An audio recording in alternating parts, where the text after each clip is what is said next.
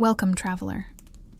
Lay your weary thoughts beside the hearth and close your eyes, for we are going to a time long past, a time before electric light, before humming machines, before cities pulsed with neon and noise. We are stepping quietly into the soft, mossy cradle of the medieval world. Here, beyond the flicker of modern memory, lies a village nestled between forest and stream, cradled by rolling hills under an ever-changing sky. This is where our story begins, not with kings and knights, but with the whisper of thatch in the wind, the low bleating of sheep, and the first breath of a child who opens their eyes to this world, not with expectation, but with awe. You were born into this village, a cluster of timber-framed homes and crooked paths wound tightly like roots around a central green. The air smells of earth and smoke, and every season sings a different lullaby through the trees. Your earliest memories are of warmth, not of luxury, but of life held close. Your family shares a single-room cottage with wattle and daub walls, straw-stuffed mattresses, and a fire pit at the center. There's no chimney, just a hole in the roof, where wood smoke twists into the gray sky. In the mornings, you wake to the clatter of hens pecking beneath your bed, the creak of your father rising from sleep, and your mother murmuring prayers under her breath as she prepares to rekindle the embers from the night before. There is no clock on the wall, only the rhythm of the sun, the crow of the rooster, and the instinctive pull of time passed down from generation to generation. Morning begins when the darkness lifts just enough for the outline of the hills to appear in the distance. Light seeps into your village slowly, softly, as if not to disturb the still sleeping world. You stir beneath a woolen blanket, your breath visible in the cool morning air, and the smell of burning peat fills your nose. This is the time of year when the trees are bare and the frost crunches beneath bare feet, if you're brave or foolish enough to go without boots. Your mother's hands are always working. She lifts a pot of porridge over the fire, stirs it slowly with a wooden spoon she carved herself seasons ago.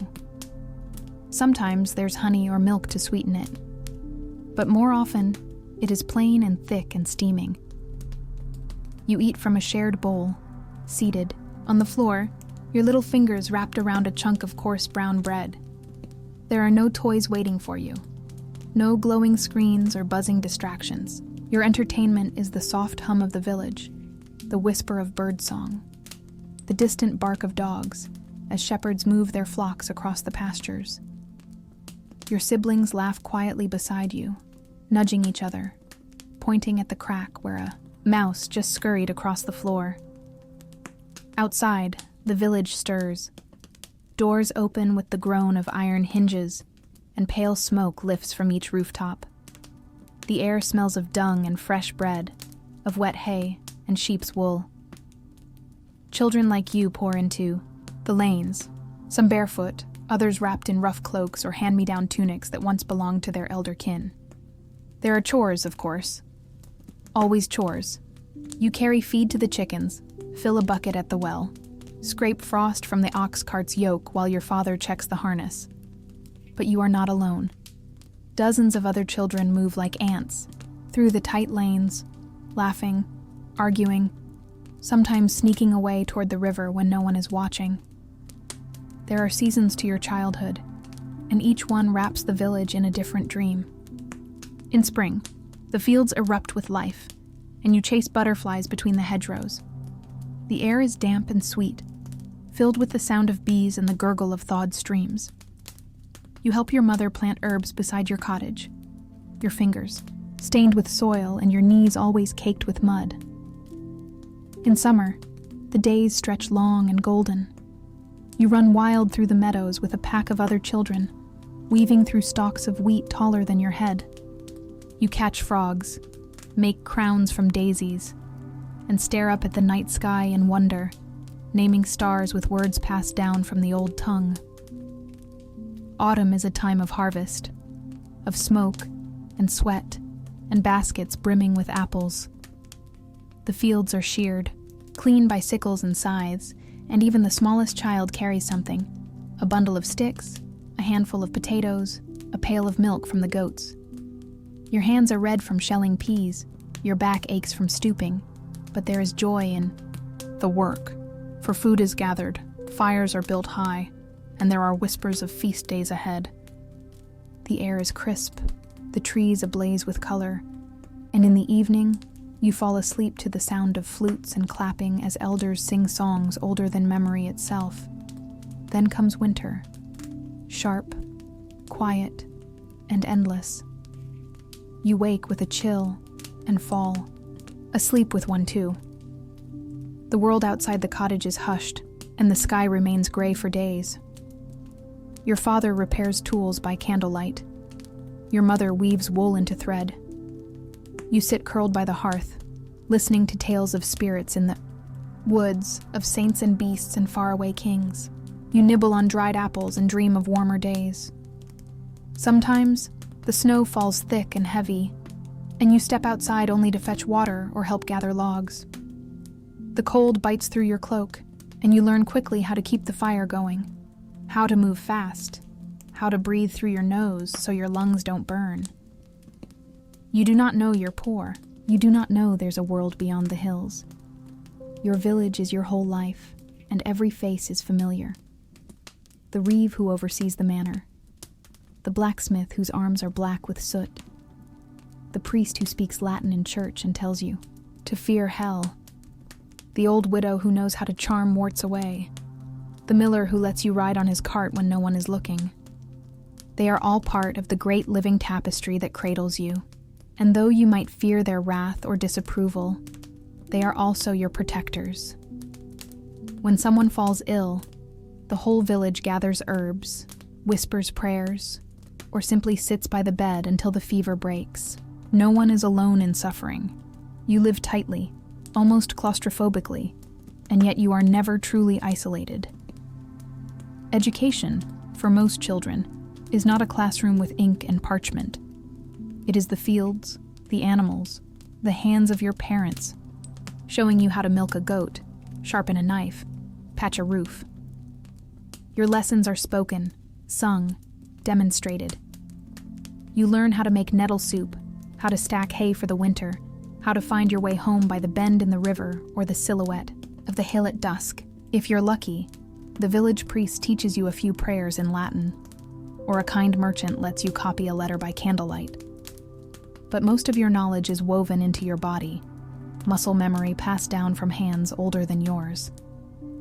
There are rules in your village, strict ones, boundaries you do not cross. You do not steal. You do not talk back to your elders. You do not leave without permission, for the woods are deep and full of things not meant for children. But there is also freedom, of a kind unknown to the modern world. The freedom of mud between your toes, of climbing a tree and sitting in its branches for hours, of vanishing into the fields and not returning until the sky turns violet. You know hunger, but you also know the sweetness of a stolen pear. You know hardship, but also the thrill of racing the rain home across the stones. Illness comes often and without warning. A cough turns deep and wet. A wound festers. A fever steals someone away in the night. You learn to fear things you cannot see. There are no doctors here, only remedies, prayers, and hope. You lose friends. You bury cousins. But even in grief, the village moves on, resilient as roots beneath the frost. There is always work to be done. A roof to thatch, a path to sweep, a baby to feed. You grow with the village. With each passing season, your body stretches, your voice deepens, your chores grow heavier. You are no longer the child chasing butterflies. You are the one leading the younger ones, showing them which mushrooms are safe, where the good clay lies by the riverbank. You know the rhythm of the year like a song, planting, tending, harvesting, resting. And somewhere in the back of your mind, you begin to wonder, is this all there is? Is there a world beyond the forest, past the castle on the hill? But for now, you are still a child, and this village, with its crooked cottages and steaming hearths, its muddy lanes and singing fields, is your whole world. It may be harsh, but it is yours, and in it, you find a kind of beauty that modern eyes will never fully understand. The beauty of simplicity, of belonging, of life lived close to the earth. As the years pass, and your small frame stretches into something leaner, stronger, and more capable, you begin to feel the steady heartbeat of the village, not just in its people, but in its seasons. The medieval village does not run on the tick of a clock or the demands of paper schedules. No, its rhythm is drawn from the sky, from the soil beneath your feet, from the rising and falling breath of nature itself. You come to know, without being told, what time of year it is simply by the way the sun hangs in the morning sky or the scent of the wind sweeping down the valley.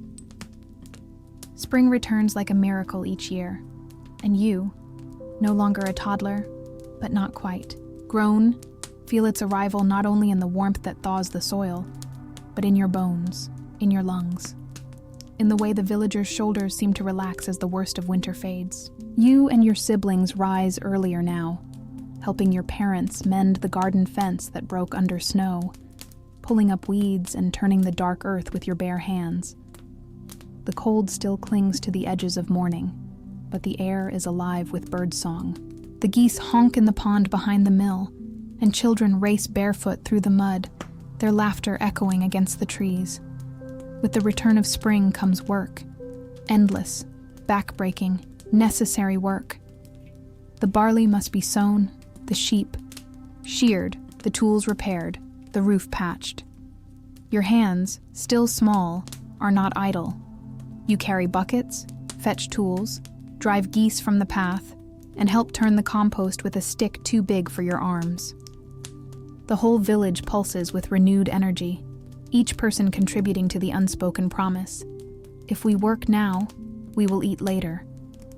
You learn to spot the early green shoots that mean the garden will live. You learn to fear a frost in late spring and what it can steal. As spring deepens into summer, the days lengthen and the sun bakes the dirt paths into hard crusts. The rivers run clear and warm, and the smell of wildflowers drifts in from the hills. These are the months of brightness and activity, when you barely sleep inside the cottage except to escape the heat. Chickens scatter beneath your feet, the oxen groan under their yoke, and the buzzing of flies becomes a constant drone over every task. You gather herbs with your mother and older sister, learning their names and secrets. Comfrey for cuts, lavender for sleep, tansy for pests. Children like you often serve as runners, messengers, and extra hands. You help dig trenches for drainage, chase away crows from the fields, and carry messages to the reeve. Sometimes, when the Lord is in residence at the manor, there's excitement in the air. His steward walks the village square, inspecting fences, measuring grain, reminding everyone who owns the land beneath their feet. You stand still, head down, watching the boots of men who wear finer cloth than anyone you know. But you're not afraid. Not really. They come and go, but the land remains, and so do you. Summer means more than toil. It also means festivals. The Feast of St. John brings firelight and singing, and you watch as villagers leap over bonfires, laughing, faces aglow with mischief and freedom. You eat meat roasted on spits, a rare luxury, and honey cakes that melt on your tongue. The village.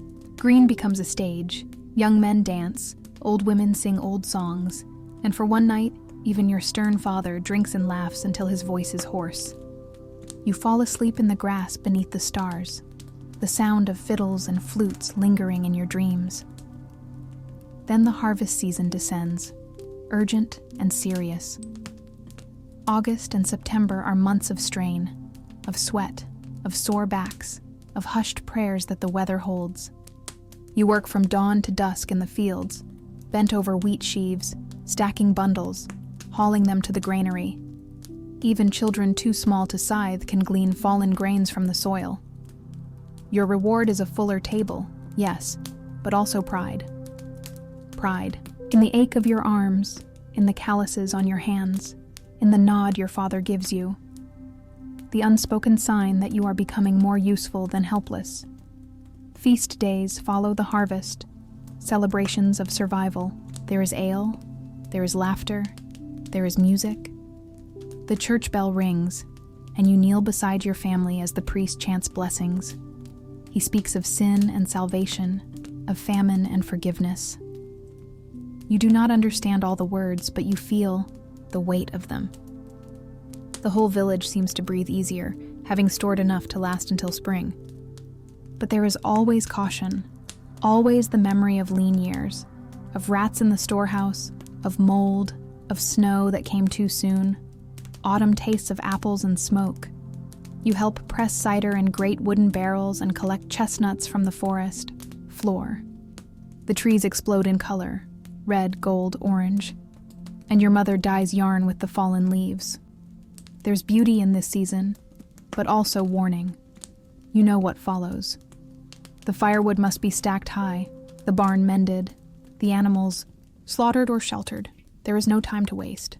Even your games turn more serious, and your friends speak less of play, and more of what must be done before snow seals the road and the wolves begin to howl at night.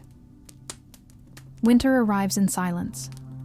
No great storm announces it, only a slow fading of the sun, a quiet thickening of breath, a morning when every surface is rimmed with frost. You rise in darkness and go to sleep in darkness, and the hours between are short and dim. The hearth becomes the heart of the home. You sit by its side, shelling dried beans, spinning wool, or simply watching the flames. Time moves differently, here, slower, softer, heavier. The village shrinks during winter. No one lingers outside unless necessary. The livestock groan in their stalls, huddled against one another for warmth. You visit neighbors less often, but when you do, you carry gifts. Dried herbs, leftover bread, or just stories. These exchanges are sacred. Winter, more than any other season, reminds you of your dependence on others. A broken roof or a failed oven could mean death, and so hands reach out more freely in the cold. In these long nights, you learn not just about work, but about story. The oral tradition is everything. Your grandmother, her face lined like old bark, tells you tales of the past and of famines and fires, of witches and saints, of heroes who walked the woods before the world became tame. Her stories are sometimes frightening, sometimes funny, always unforgettable. You sit close, listening to her voice rise and fall like wind through the trees, and you understand that this too is education. This too is inheritance. The church marks the turning points: Advent, Epiphany, Lent. You attend Mass with your family, dressed in your best. You kneel on cold stone, listen to words you don't always grasp, but feel them settle in your chest. Religion is not a choice here. It is the structure of time itself. It tells you when to fast, when to feast, when to rest, when to confess. It tells you that God sees everything, even what you do in the shadows.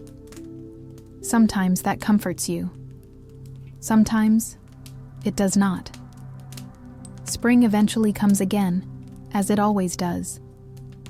The first buds on the trees bring sighs of relief. The lambs are born. The bees return. The soil softens. You begin again, planting, praying, preparing. And so the cycle continues.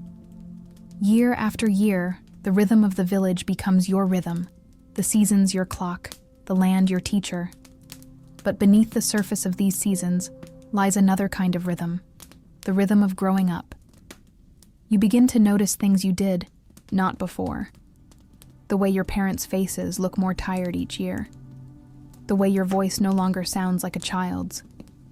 The way your friends speak of trade apprenticeships, of marriages, of land. You feel the gentle push of time nudging you toward the edge of childhood. It is not sudden. It does not come with ceremony. But it is there, as sure as the first frost or the last apple on the branch.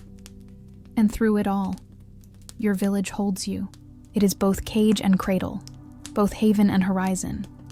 You feel its breath in every stone, its memory in every field. The world may be small, but it is complete. And in that completeness, there is a kind of peace that modern eyes rarely glimpse. Here, in this woven place of soil and smoke and song, you are not alone. You are one thread in a great ancient tapestry, one voice in a long chorus of hands that have worked, danced, sung, wept, and endured. And as the seasons turn again, you find yourself no longer just growing up in the village, but growing into it. The days of your early childhood may be filled with mud and hunger, frost-bitten toes and aching muscles. But within that harshness lies something tender, something strange and magical that only a child could feel. As you grow older in the village, you begin to understand the hidden rituals of youth, not the grand ceremonies of nobles or priests, but the small sacred rites that mark your journey from being carried in your mother's shawl to walking beside her with your own basket in hand. There are no birthdays marked with cakes or gifts, no candles to count your years. Time is measured differently, in harvests, in scars, in how many winters you've seen. You know you're growing not because someone tells you, but because you're no longer the one being sent to fetch water. Now you're the one doing the sending. You begin to spend less time under your parents' eyes and more with others, like you. That ever-changing pack of children who dart between cottages, disappearing into thickets, hiding in haylofts, chasing each other through fields of golden grain. These companions become your second family, your co-conspirators, your rivals. You form secret clubs, build forts from branches, dare each other to knock on the reeve's door and run. You argue, you make peace. You swear oaths in blood pricked from a finger and mixed with spit. There is no parchment record of your adventures, but they are written across your knees in bruises, your elbows in scrapes, your memory in the warm haze of dusk. Play, in a medieval village, is not separate from life. It is threaded into it. You race along the same paths your father uses to carry firewood. You pretend to be the blacksmith, hammering stones together until sparks leap out and someone gets scolded. You and your friends form armies with sticks for swords, reenacting stories you've overheard from traveling merchants or half-understood tales told by elders. You do not have toys in the modern sense, but you have imagination, boundless, irrepressible, fed by a world still raw and wild. A length of rope becomes a snake. A carved twig becomes a knight's lance. A hole in the riverbank is a secret cave filled with treasure. Though in truth, the only treasure you ever find is an old horseshoe, which you carry like a relic until someone takes it and throws it in the pond. But there is more to childhood than games. There are beliefs, deep, tangled, old as the hills. You grow up in a world where the church and the forest both speak truths, one in Latin, the other in whispers. Your mother tells you to pray to God, but also to avoid the twisted tree near the mill after sundown, because it is said to house spirits that steal dreams from sleeping children. Your grandmother leaves bread and salt on the windowsill during storms to keep the dead from knocking. You believe these things without question. Why wouldn't you? The world is full of unseen forces, the sudden illness of a pig, the way milk curdles on a hot day, the strange dreams that leave you breathless at dawn. No one explains these things, so you fill in the gaps with stories passed down from mouths older than yours. The church teaches you one truth: God is everywhere, and he is always watching. The village teaches you another. So are the spirits, and sometimes they are angry. You grow up between these two beliefs, and you learn to walk carefully. You attend Mass with your family, bowing your head as incense fills the air and the priest's voice echoes off cold stone. You kneel on the hard ground and recite prayers you don't understand, but say anyway, because everyone else does. Then, you leave, step back into the fields, and carry a talisman in your pocket just in case. A bone, a feather, a carved stone with a hole in it, just in case. Discipline is part of your world, too. Adults do not spare the rod, and the idea of childhood, innocence. As modern people know, it doesn't quite exist here. You are expected to listen, to obey, to contribute. A lazy child is a burden, and burdens are not easily borne in a place where every hand must work. If you steal, you are punished. If you lie, you are punished. If you break something valuable, even by accident, you are punished. But punishment is not only violence, it is shame, isolation, being sent to stand outside the church door while others pray. And worse still, it is disappointment. The silent glance of a parent who says nothing, but whose silence stings more than any switch. There are lessons to learn, and not all of them are taught gently. You help with the animals, and sometimes you watch one die. You help with the garden, and sometimes the season fails. You learn to kill a chicken, to gut a fish, to carry water twice your weight without spilling a drop. You learn when to speak and when not to. You learn that the world does not revolve around you, that the village has its needs, and your small joys must sometimes wait. Yet there are moments, fleeting, precious, when you feel utterly alive. The first time you climb to the top of the hill and see the village from above. The first time someone tells you a secret and you promise not to tell. The first time you stay out after dark and hear the owls calling in the woods. You begin to understand things that were once hidden. The look two older children give each other when they pass. The way an adult's voice changes when they speak of someone who's gone. The silence that falls when certain names are mentioned. And then one day you feel something new, it's something unsettling. Perhaps it's the way your friend's hand lingers in yours, or the way your stomach flips when the baker's daughter smiles at you. You do not have the words for it, but you know that something is shifting. Your games grow less wild, your jokes more careful. There are blushing looks and stammered greetings, and you begin to hear talk of betrothals. Not for you, not yet, but for the ones just a little older. You realize that childhood, like a summer storm, does not last forever. Tide. Village, too, begins to look different. It no longer feels boundless. You see its limits, the edge of the fields, the last house before the woods, the well-worn path that leads to the manor. You begin to wonder what lies beyond the forest, over the next hill.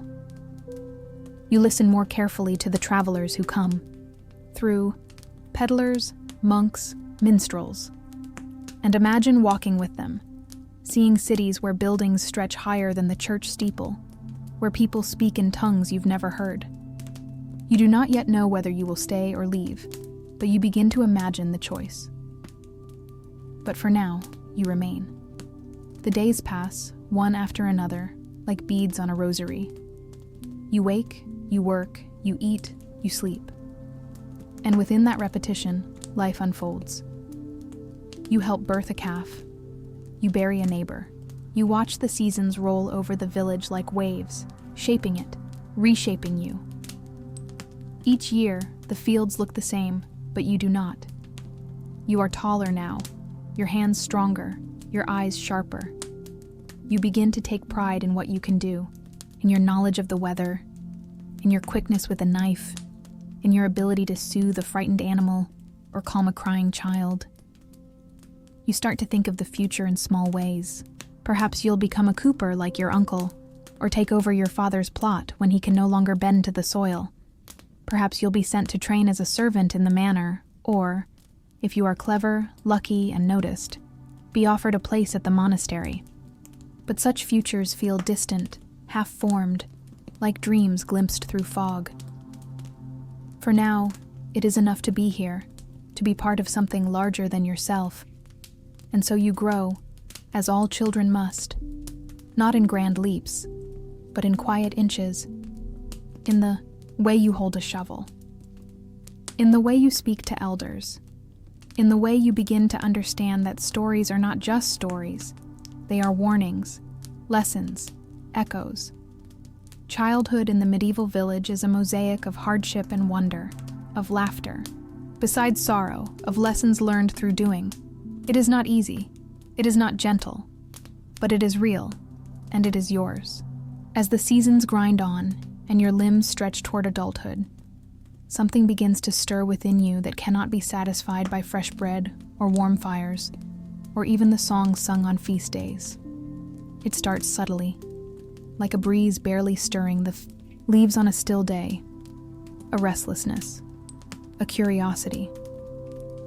You begin to glance beyond the fields, toward the distant hills, and wonder not what's for supper, but what lies beyond them.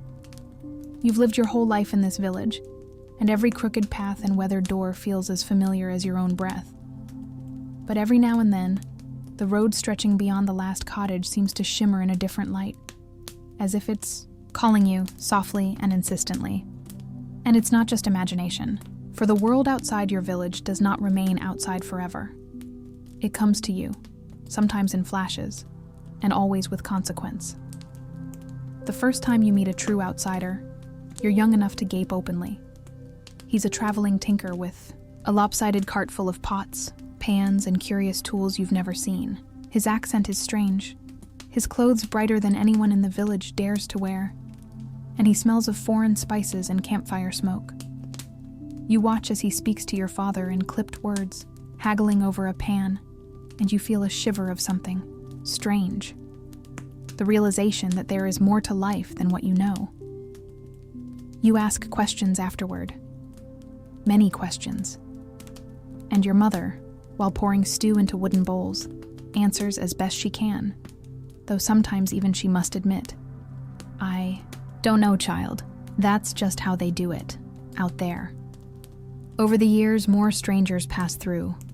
A group of monks collecting alms. A blind fiddler who sleeps in the hayloft and tells you tales of cities with towers so tall they vanish into clouds. A merchant, with velvet gloves and eyes like polished stones. You watch them all, learning the way they speak, the way they carry themselves, unbothered by your muddy roads, unfazed by the cluck of chickens or the distant bleating of sheep. They speak of wars, of kings, of ships crossing oceans, of books filled with more words than your priest's Bible. Each visit leaves your village a little shaken, like a pond disturbed by a tossed stone, ripples spreading slowly outward into your thoughts. And then comes the fair. Oh, the fair. The day the village wakes before sunrise and everyone dresses in their best, patched but proud, with faces scrubbed raw and hair carefully tied back. You walk the long road to the market town, a place you've never been before, alongside a throng of neighbors, carts creaking, children laughing, dogs darting through legs. The road is wider than you imagined, the air filled with the scent of dust and excitement. And when you finally reach it, that first market square, with its fluttering banners and booths overflowing with goods, it's like stepping into another world entirely. There are things at the fair you've never seen. Colored ribbons from Italy, sweet fruits from the south, bolts of cloth dyed in hues your fields have never grown. You clutch a few copper pennies in your palm, the product of long months of saving, and you agonize over how to spend them. A wooden whistle, a bit of honeycomb, a carved token said to bring luck. There are jugglers, too, and fire breathers, and a man with a dancing bear whose eyes are far too human for comfort. You are equal parts dazzled and overwhelmed, and you hardly notice when the sun begins to dip toward the horizon. But it isn't just the goods that amaze you, it's the people. They are so many, so loud, so different. You hear accents from regions you only know from the priest's sermons. You see women with strange jewelry, men with swords at their hips, beggars who sing for coin, soldiers who laugh too hard. There is danger here too. You sense it, in the crowds, in the drunks, in the pickpockets who slip between legs like feral cats. Your father keeps a firm hand on your shoulder. "Stay close," he says. "Not all who smile are kind." You believe him. You've seen the priest bless the dying. You know the world has teeth. Still, you return home wide-eyed and talkative. recounting every sound and color to anyone who will listen. That night, you cannot sleep. You stare at the thatched ceiling above you and wonder what it would be like to never come back, to keep walking down that road, past the market town, into a world of endless unknowns. You do not yet know if you will ever leave. But now you understand that leaving is possible, and that changes everything. Over time, your relationship with the world beyond the village deepens. Your older cousin is sent to train as an apprentice in another town. A boy from a nearby hamlet joins the monastery. A merchant's daughter runs off with a man from the coast. These things used to feel like stories. Now they feel like choices. Paths. A branching of life into lines that do not all bend back to the village green. Even the manor, the Lord's seat of power above the village, begins to feel different. You've always known it was there, looming like a quiet threat on the hill. But now you're old enough to understand what it represents. Authority, ownership, the idea that your family, your field, your cottage, they are not truly yours. You begin to notice how the steward watches during tax collection, how the Lord's men ride through on horses that cost more than your house. You see how the old ways, bartering, shared labor, communal fields, are giving way to new rules, more restrictions, tighter records. And you wonder what that means for you, for your future, for the village itself. Sometimes the world beyond brings more than traders and fairs. It brings war. Rumors drift in. Battles far away, kings deposed, uprisings put down. You hear of plagues in distant cities, of famines in other counties, of nobles arguing over lands none of you will ever see. Most of it feels abstract, like the weather, something that happens to you, but not because of you. But once in a while, something real reaches your gates. A passing knight demands food. A troop of soldiers commandeers your tools. A sickness travels along the roads and leaves too many cottages quiet by dawn. In those moments, the boundary between your small world and the larger one collapses, and you see with chilling clarity just how thin the walls of the village truly are. But not all change is fearsome. Sometimes the world offers hope. A traveling friar preaches kindness and brings books. A healer teaches your aunt a new way to dress wounds. A wandering musician teaches the village children a new song, and it becomes part of your lives forever. The world beyond is vast, cruel and kind, generous and indifferent, just like your own village, only wider. You begin to see yourself within it, not just as a child of the village, but as a person with choices. Your path may be limited, yes, and your place within the social order fixed. But there are cracks in the stone, and where there are cracks, there is light. You spend more time on the road now, collecting herbs, helping a merchant, accompanying your father to neighboring hamlets. You walk longer, see further. You begin to recognize the signs of other villages, the way their wells are built, the color of their clay, the songs their children sing. You realize that your way of life, though sacred and familiar, is not the only way. Other villages plant at different times. Other priests preach different warnings. Other children carry different superstitions. And yet, you all laugh, you all work, you all dream. And in that discovery, something beautiful unfolds. You no longer feel like a prisoner of the village. You feel like its ambassador, its storyteller. You carry its songs into new places. You teach your ways to others and learn theirs in return. You come to see the village not as a cage, but as a home. A place you may return to, no matter how far you wander. The road beyond is not a threat. It is a mirror. It shows you what you are and what you are not. And slowly, gently, you begin to understand that growing up does not mean leaving everything behind. It means carrying it with you. The sound of the well, the creak of the cart, the scent of bread in winter, tucked inside like a flame you guard against the wind. The final stretch of your childhood is not marked by a birthday, nor a ceremony with trumpets or cheers. It creeps in like dusk at the end of a long day, subtle, quiet, inevitable. You notice it first in the way others look at you. Your father begins to speak to you not as a child, but as a partner. Your mother stops fussing over your clothes. You're expected to carry more weight, not just in firewood and water buckets, but in decisions. The questions once asked for you: where? Will you go? Who will you be? What will you do? Now hang in the air, waiting for your own voice to answer. The village, which once wrapped you like a swaddling cloth, now seems to press at your shoulders, measuring how far you can carry your share of its burden. Work becomes the axis on which everything turns, not the simple chores of your younger years, but the long, exhausting hours that define the rhythm of adult life. You are trusted with a scythe, with a plow team, with the keys to the storehouse. You are sent to help a neighboring village rebuild a collapsed bridge. You rise earlier and sleep harder. Your hands become rough. Your back stoops without your noticing. But there is pride in this, a strange, quiet pride that glows in your chest when your father nods his approval, or when your younger sibling mimics you, trying to walk the way you do. You feel needed. You feel real.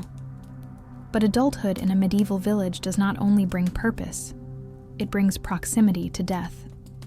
Not just the mysterious, whispered kind from your childhood stories, but real death. You are old enough now to dig graves, to lift the shrouded body of someone you knew, to feel the weight of a life once full of laughter, now quiet and still. Disease comes and goes, sometimes merciful, sometimes cruel. Accidents claim the strong and the careless alike. And sometimes, death comes with no reason at all. You attend funerals in the biting cold, in the heavy heat, in the rain that turns the graveyard to mud. You watch your elders grow bent and slow. You feel time catch up to the faces around you, and realize it's chasing you too. You are not afraid of death in the same way you once were. You respect it, make peace with it. It is as much a part of life as planting, harvesting, singing, sleeping. You begin to think not just of today or tomorrow, but of what remains when you are gone. What will you leave? What will you teach? Who will carry your stories? You begin to understand your place in something larger, older, and more enduring than yourself. The lineage of labor, of love, of land. The same fields you walked as a child will feed your children. The same songs your grandmother sang will be sung long after your own voice fades. Perhaps you fall in love. Not the poetic kind sung by troubadours in castles, but the real, tangled love of shared chores, exchanged glances, quiet comfort. You learn to read another's face as easily as the sky before a storm. You speak not in grand declarations, but in the language of help. A hand extended during harvest, a bowl of soup, left at the door. Courtship is not a game. It is a negotiation between families, between fates. But if you're lucky, it's also a partnership. You learn to build something together. A household, a routine, a hope. Marriage comes not with fireworks, but with the steady beat of music and the scent of roasting meat. The village gathers, the priest blesses, the ale flows. You dance not for spectacle, but because life is short and laughter is sacred. You begin a new life, not far from the one you knew, perhaps in a cottage of your own, perhaps under the same roof with your kin. Children arrive, small and fragile, and you feel again the overwhelming tenderness you once felt as a child under your mother's hand. Only now you are the one standing watch while others sleep. You hum the old lullabies, tell the same stories, and hope they will remember. And still, the village endures. The paths are the same, though your pace along them has slowed. The faces change, but the roles remain. The smith, the baker, the shepherd, the reeve. You become one of the elders, your name spoken with respect by those who once called you peer. You remember your own childhood with a mix of ache and warmth, your mind wandering often to the sound of frogs by the stream, to the sting of nettles on bare legs, to the way the stars looked when you first imagined a world beyond the hills. You understand now more than ever that the village was never just a place. It was a way of being, a closeness, a rhythm, a kind of truth that the wider world, with all its marvels and madness, can rarely replicate. You have known hardship. You have known hunger. You have known joy so pure it brought tears to your eyes. And you have known what it means to be part of something, not just a community, but a living history. In the twilight of your life, you sit on the same bench outside your cottage and watch the children run barefoot through the lanes. You see yourself in them, wild, curious, fearless. And you do not envy them, for you've walked the road they now begin. You've felt its every stone, its every turn. You've grown with the village, through joy and loss, through feast and famine. You've seen it thrive and struggle, change and remain. And so, as the sun sets over the thatched roofs and the chimney smoke curls into the amber sky, you lean back, close your eyes, and let the memories settle like dust in a quiet room. You were born in this village.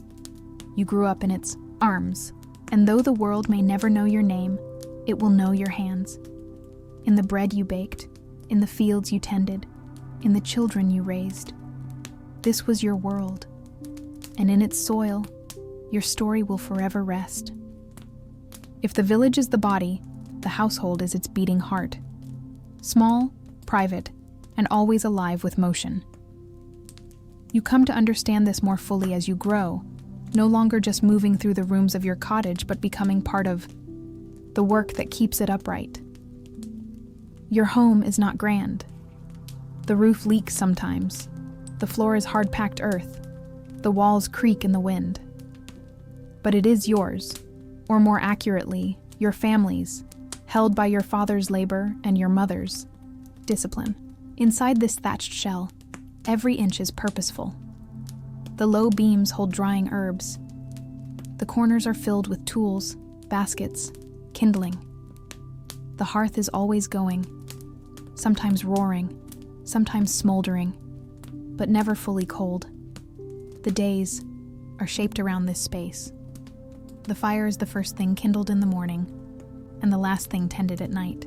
Meals are simple and spare, but they are ritual.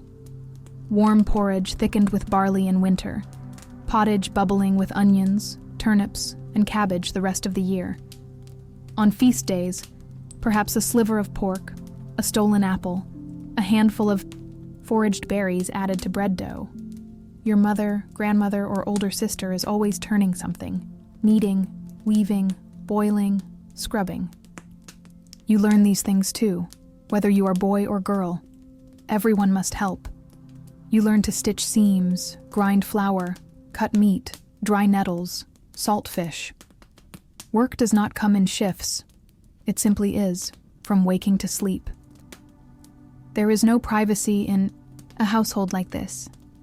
You sleep together, shoulder to shoulder, on mats stuffed with straw, or sacks filled with reeds, children wedged between elders, all within reach of the hearth. You hear each other's every breath, cough, dream, whisper. In the winter it is comforting, the warmth of shared bodies fighting off the cold. In the summer it can be stifling. There are no doors to shut, no place to be truly alone. But you learn to find quiet in your mind.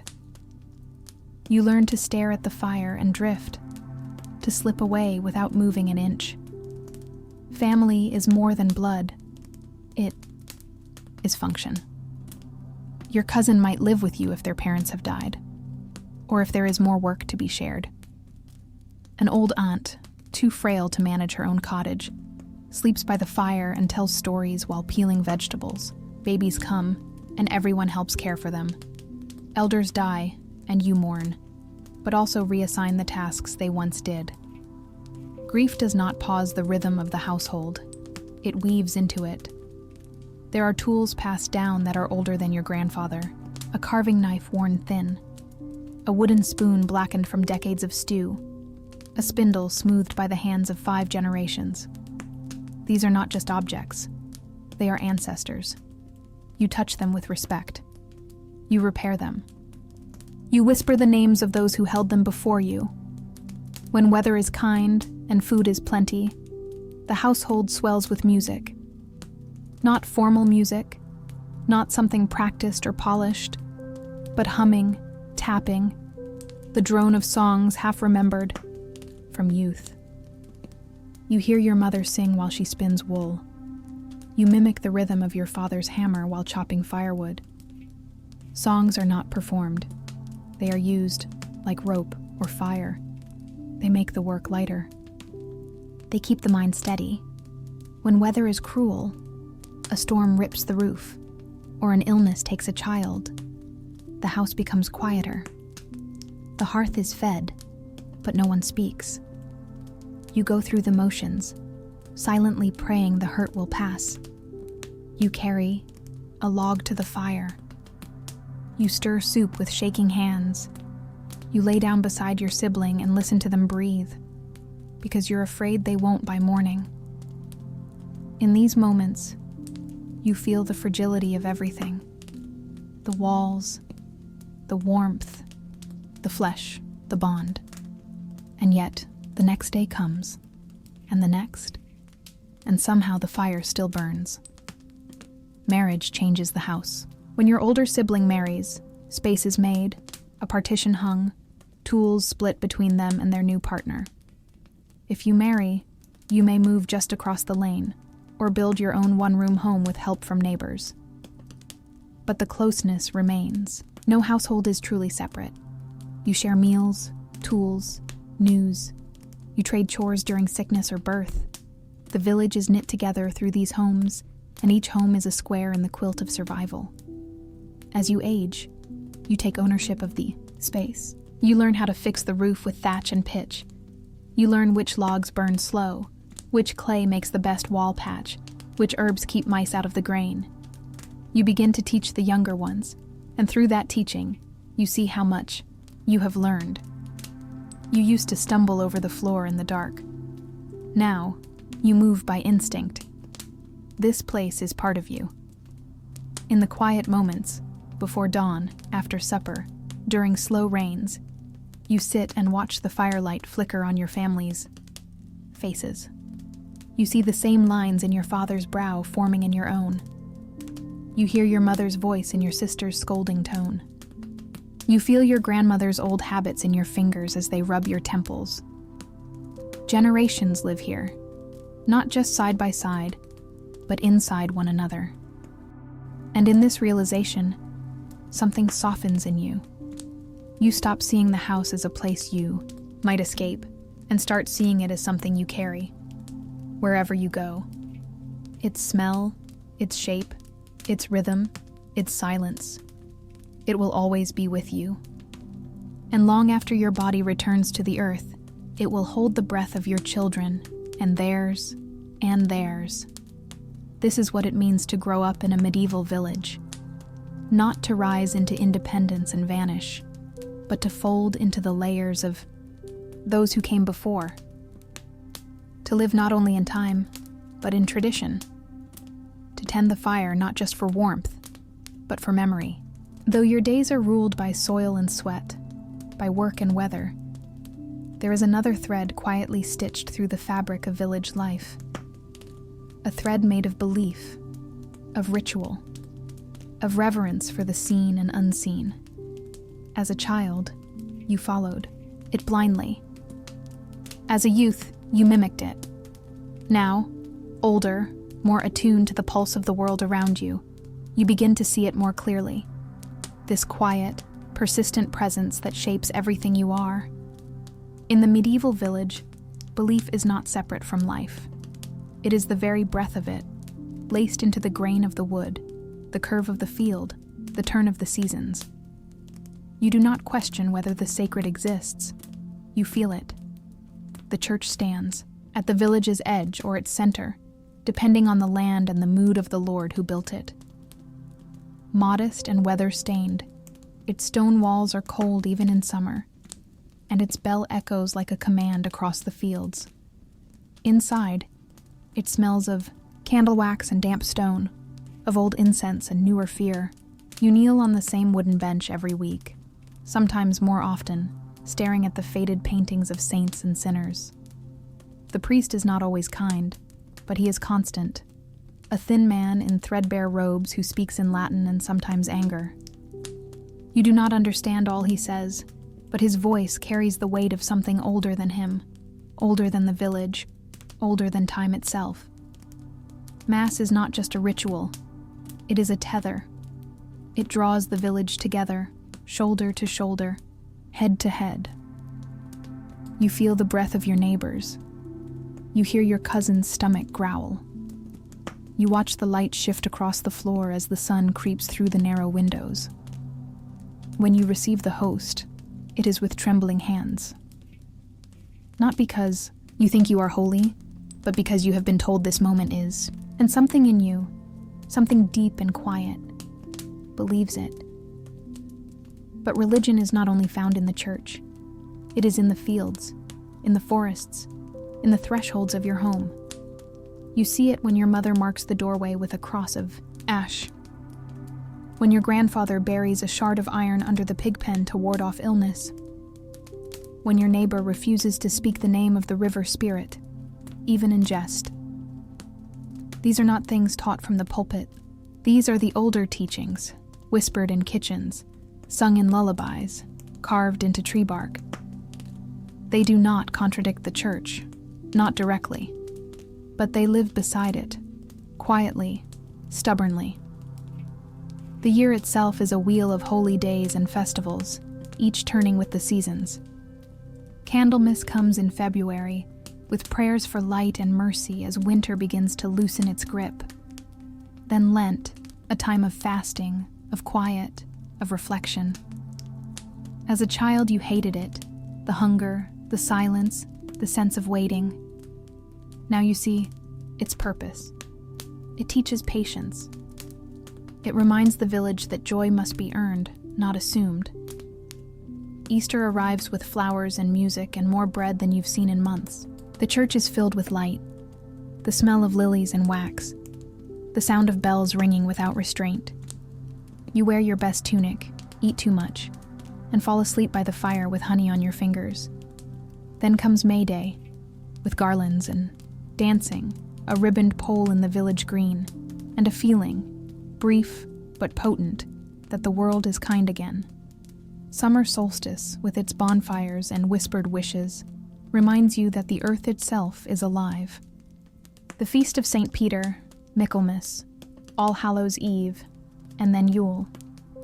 Each feast, each fast, each flickering candle binds the community in an invisible thread. You may not know the theology, but you know the rhythm. Death rituals are the most solemn of all. When someone passes, the church bell tolls long and low, and all work halts. The body is washed, wrapped, and laid in the church under candlelight. You stand in silence, heart thudding, watching as neighbors pass the bier one by one, heads bowed. The burial follows the next day. A narrow pit dug by hand, a wooden cross placed at its head. The priest speaks of heaven. The villagers speak of memory. You remember when it was your friend's father, then your friend. One day, it will be you. You make peace with that, slowly, with every funeral. But not all is somber. Weddings, too, are rites, loud, joyous, chaotic. The church blesses the union, but the village blesses the home. You dance long into the night. You eat food carried from every cottage. You listen to stories, both scandalous and sacred. You wake the next morning tired but full, a little more sure that life, even in its hardship, is worth the pain. In private, You begin to form your own rituals. A whispered prayer before sleep. A moment of silence before lighting the hearth. A pause before entering the forest. You do not know where these habits come from. They are not written anywhere, but they feel necessary. You honor the old ways not because you fear punishment, but because they anchor you. They remind you that you are not alone in the world, even when the nights grow long and the winds howl through the trees. You remember, too, the stories, not the ones in Latin, but the ones told by firelight, of will-o'-the-wisps that lead travelers astray, of fairies that steal bread and milk, if not appeased, of ancient stones that sing on the solstice. You used to believe them with your whole heart. Now, you believe them differently, not as fact, but as truth. A kind of truth that lives in symbols, in warnings, in the shape of things passed down. The stories teach as much as the sermons, and, perhaps most of all, you come to see that belief is not just in God or spirits or saints, it is in each other. In the way your neighbors show up when a roof collapses, in the way bread appears on the doorstep of the grieving, in the way a child is raised not just by their parents, but by the whole village. Faith, in its truest form, is not a rule. It is a relationship. With land, with labor, with legacy. You carry these beliefs with you as you grow. Not like a book to be read, but like a melody hummed under your breath. They shape the way you see the stars, the soil, the silence between storms. They do not promise answers, but they offer comfort. And sometimes, that is enough. Time does not roar in the village. It murmurs. It sighs. It leans into the walls with the weight of memory and settles into the fields like dew. You do not notice its passing at first. It moves too gently, too slowly. But one morning, you wake before the rooster crows and your knees ache from a day's labor. You rise to stoke the hearth and find the same expression your father wore, now reflected in your own brow in the iron pot's shimmer. You walk to the well, bucket in hand, and the children who once ran beside you now call you sir or aunt or uncle, not with ceremony, but with unconscious reverence, as though they cannot imagine you were ever anything but the way you are now. The village remembers, even when you try to forget. The fence you helped mend still stands crooked in the southern field. The tree you fell from still bears the scar of your footstep on its lowest branch. The footpath behind the sheepfold still curves where you and your friends wore it down playing blindman's bluff. Every corner holds echoes. You see your childhood not only in your memories, but in the way your own children dodge puddles, tie bundles of rushes, chase each other around the green. You smile, watching them, and for a fleeting moment, you forget which year it is. You could be 10 again. You could be 20. You could be 70. The village, in its strange, cyclical way, suspends you between times. Your children grow in the same cottage you once shared with your siblings. They lie under the same roof beams, breathe the same air. But the world is not quite the same. A new lord has taken over the manor. The priest who taught you to kneel is buried now beneath the chapel stones, replaced by a younger man with softer hands and sharper eyes. Some families have left. Some have arrived. A few cottages stand empty, choked with weeds. But still, the bells ring. Still, the harvest comes. Still, the rain falls on familiar paths. You become the storyteller now. You pass down the tales once whispered to you. You kneel beside your grandchildren and show them where to find the first spring nettles. You correct their grip on the rake, not unkindly. You remind them to look at the sky before setting out for the fields. When one asks if the forest truly has ghosts, you do not laugh. You say, sometimes, and leave it at that. It is not your place to erase wonder. Your body weakens, but your presence strengthens. You are consulted, trusted, looked to. The village calls on you for memory. When was the last great frost? Who helped dig the canal ditch? Didn't you once fix the millstone with a single rope? You become the bridge between, now and then, a living archive. Not because you seek to be, but because the others need someone to remember. Sometimes you sit with the other elders in the sun near the chapel wall. You speak slowly. You share soup.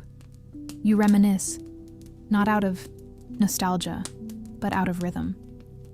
The days are long now, and the work is no longer yours to carry, but your hands still twitch with habit. Your eyes still notice the things others miss. A sag in the roofline, a sickly lamb, a change in the air. You offer advice without expectation. Sometimes they listen. Sometimes they don't. It is enough to offer. You've seen joy, births, weddings, first rains after long droughts. And you've known grief, lost children, poor harvests, pestilence. But now, as the years curl in around you like the smoke from your hearth, you begin to see it all differently. Not as successes or failures, but as threads. Long, looping, beautiful threads that have woven your life into the fabric of the village. And then comes the day when you no longer rise early. The tools rest untouched. The fire is tended for you. Someone else fetches the water. Your breath is thinner now. Your bones ache not from work, but from time. You sit by the window and watch the children run, and you feel not envy, but satisfaction. You had your time. You carried your share. You gave what you could. Perhaps you take ill. Perhaps you simply grow tired. The village notices. Someone brings broth. Someone sits beside you in silence. The priest comes to offer last rites, and in that moment, you do not feel fear. You feel belonging. You feel the weight of generations holding you, of land that will cradle your body just as it once cradled your feet. And when you pass, the village remembers. The bell tolls. The cottage is still. The fire burns low. They gather to bury you, to speak your name. You are laid in the earth not as an end, but as a return. Your hands have touched the lives of all around you. Your voice echoes in their stories. Your blood runs in their veins. And your spirit, whatever that may be, lingers in the mist between morning bells and the smell of fresh bread at dawn. What was it like to grow up in a medieval village? It was to be held, to be shaped, to be remembered, to be part of something older than any name and stronger than any storm. And now, with your eyes closed, you can still hear it. The distant bleat of sheep, the rustle of straw beneath your mat, the voice of your mother humming as she stirs the morning pot. The village is quiet, but it is not gone. It is waiting, always waiting. In every village, alongside the farmers and shepherds, there exists another kind of labor, not rooted in soil, but in skill. These are the craftsmen, the shapers of wood and metal, leather and stone, the quiet masters who bend nature into usefulness.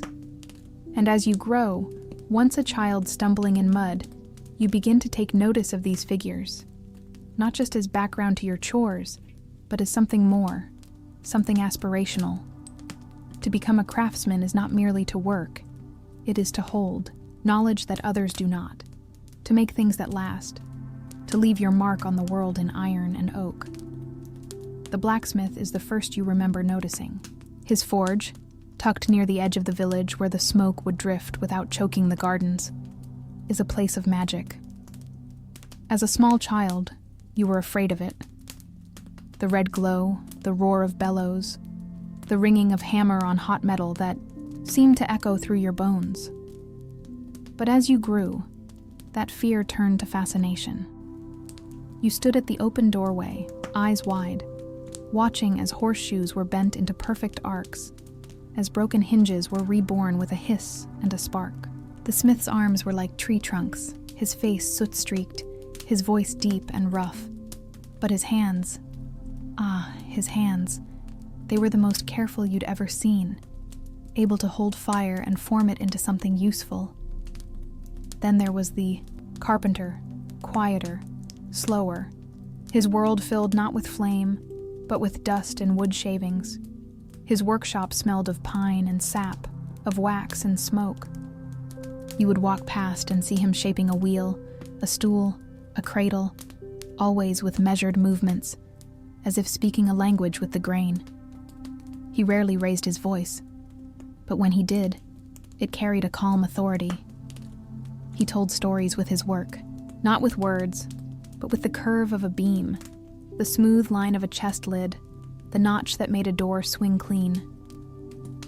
You dreamed of his tools, chisels and awls and planes, and one day, when he let you hold a mallet, your fingers tingled, as though you'd touched something sacred. Each craft was a world. The weaver's hut with its wooden loom that clattered like bones, the rhythmic swaying of thread and shuttle. The potter near the stream who shaped spinning clay into jugs, whose thumbprint remained like a signature on every piece.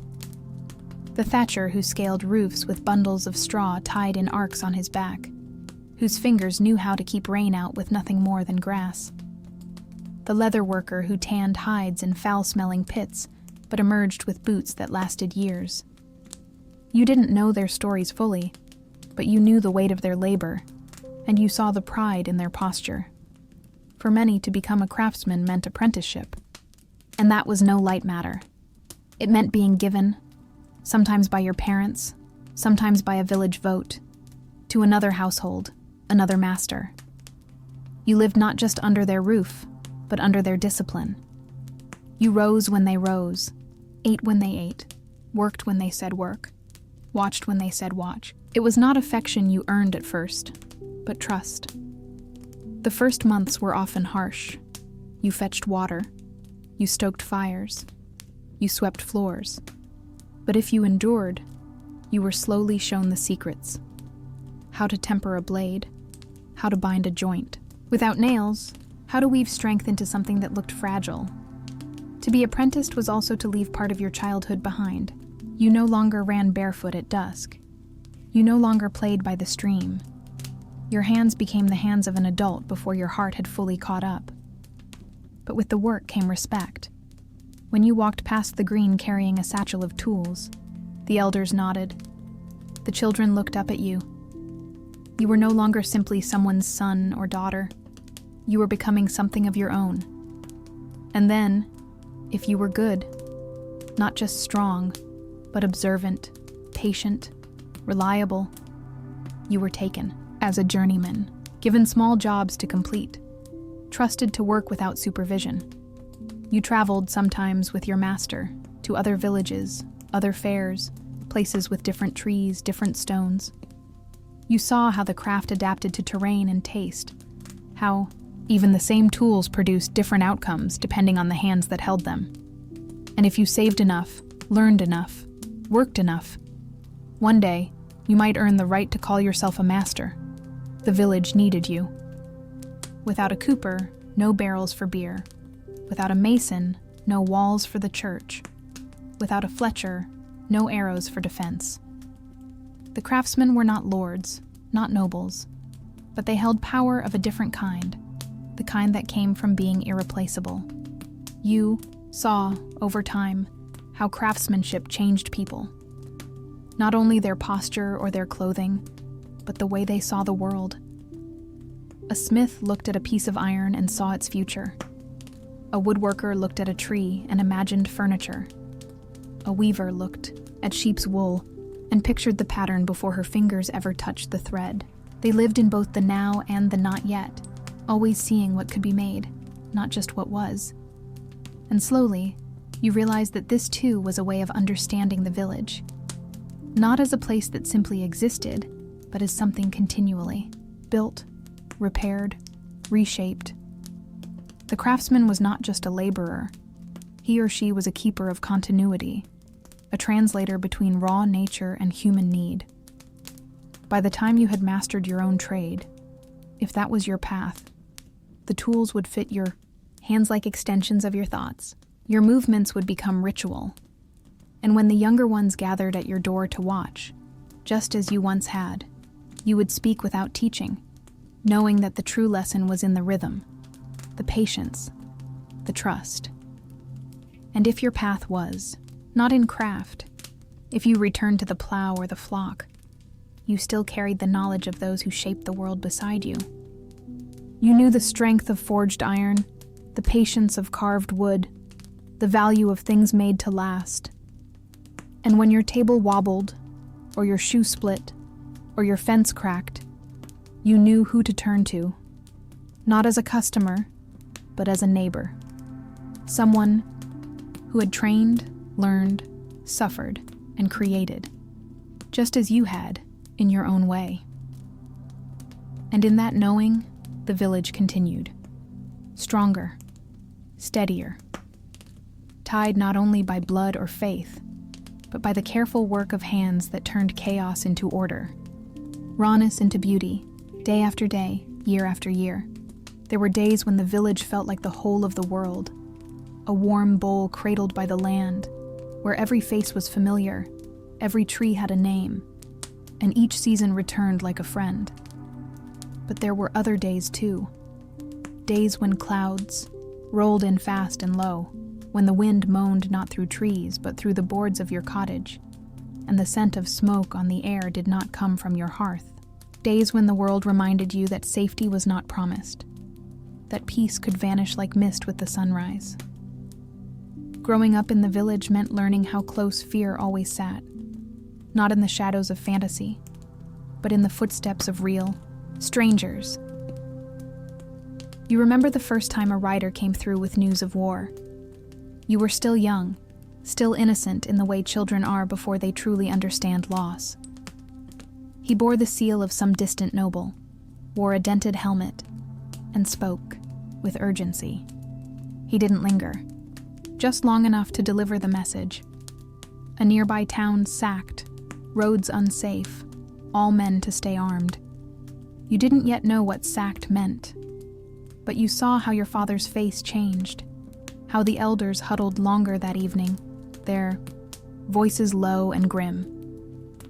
How the watchman stood straighter the next morning, pitchforks sharpened, eyes fixed on the horizon.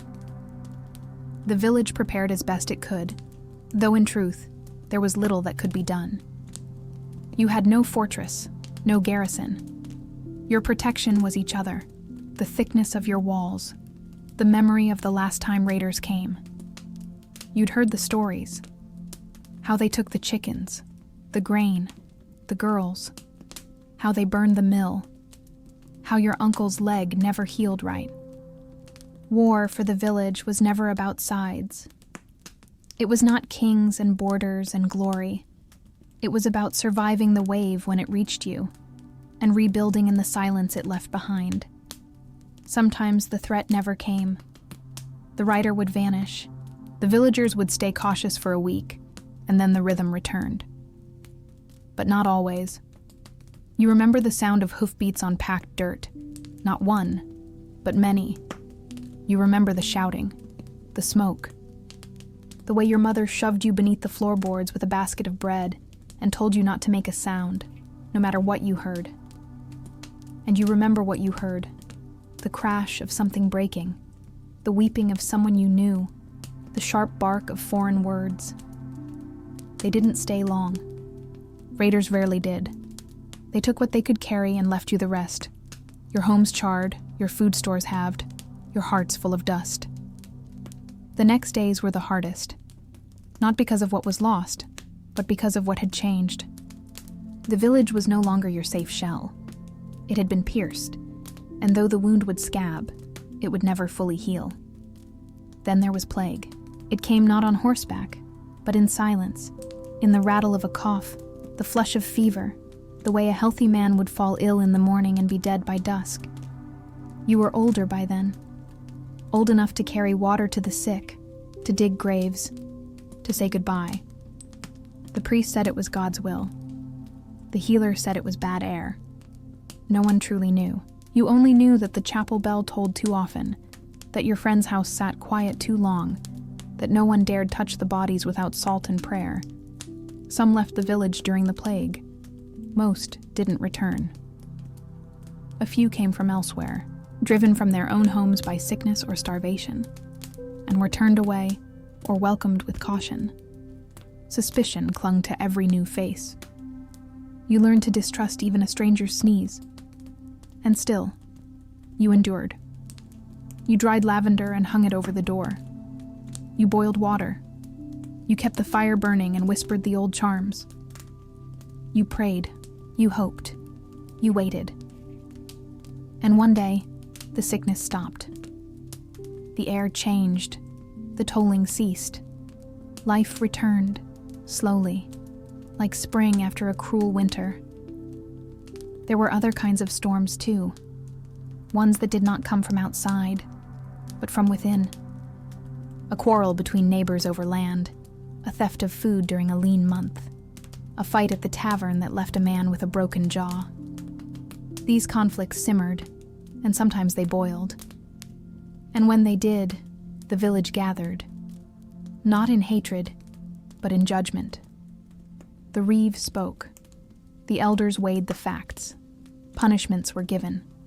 A fine, a day in the stocks, exile if the crime was grave. There was justice here, but it was not swift.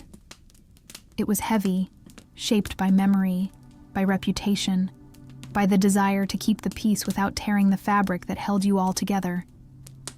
And yet, through it all, through war, plague, quarrel, fear, the village endured. That was its miracle. Not its safety, but its survival. You saw how people leaned into each other when things were hardest. How bread was shared even when there was barely enough. How roofs were patched not only with straw, but with solidarity. How the death of one child brought every mother to another's door. You saw how grief did not isolate, it joined. How loss made the soil of your hearts richer, more tangled, more deeply rooted. In times of fear, the old songs grew louder. The church filled, the stories returned. Not as entertainment, but as salves. You remembered the tale of the knight who wandered into the plague and returned with healing herbs. Of the farmer who tricked a devil at a crossroads. Of the ghost who warned a village of a flood before it came. They were not true, not entirely, but they helped. They gave shape to what was shapeless. They let you sleep, if only for a night, and, through it all, you aged. Not with triumph, but with the weight of having endured. You became the one who warned the children not to stray too far, who reminded the young men to lock the granary. You were no hero, but you had survived storms, and that was enough to make you worthy of respect. So when you stood once more beneath the chapel arch, eyes closed as the bell rang over a village that had seen fire, sickness, sorrow, and still stood, you felt something quiet settle in your bones. Not pride, not relief, but something deeper. Resilience. That is what it meant to grow up in a medieval village. To be shaped not just by love, but by fear, and to carry both with grace. There is a kind of silence in winter that you don't notice as a child. Back then, the snow was something to run through, to eat by the handful, to use in mischief and play. The cold was an inconvenience, made bearable by a mother's warm hands, and the promise of soup by the fire. But as you grow older, as your joints stiffen and your bones creak like old beams, you begin to understand that winter is more than a season. It is a teacher, a reckoner, a mirror that shows you what truly matters. And in the village, where the wind knows your name and the trees remember your childhood, winter is not just cold, it is truth. The sun rises late and falls early. Smoke curls from every chimney, thin and reluctant, and the snow rests like a blanket upon the rooftops. You wrap yourself in every layer you own, wool, leather, scraps passed down and patched, and still the cold finds the cracks. The morning water is frozen in its pail. Your breath hangs in the air like ghost words. Outside, the village moves slowly. The blacksmith's forge is quiet. The well is stiff with frost. Footsteps are rare and always heavy. Inside your cottage, the fire burns low, carefully fed. Every log matters. Every ember is precious. You sit close to the flames, your hands stretched out, your fingers bent like branches in old wind. Around you, your family stirs. A grandchild tends to the pot. Your son sharpens a blade in preparation for spring's work. The silence between you is not empty. It is warm, full of memory, full of knowing. Words aren't always needed. The fire speaks. The wood sings as it pops. The wind outside tells the rest. You remember your first winters, the way your father taught you to stack the firewood so it dried properly, the way your mother saved every scrap of cloth to patch the curtains, the hush that fell over the whole village during the snowstorms, when even the animals seemed to understand the need for stillness. And you remember the hard ones too, when food was low, when illness took someone before the thaw, when you ate the last of the onions and prayed for early greens. Winter humbles everyone.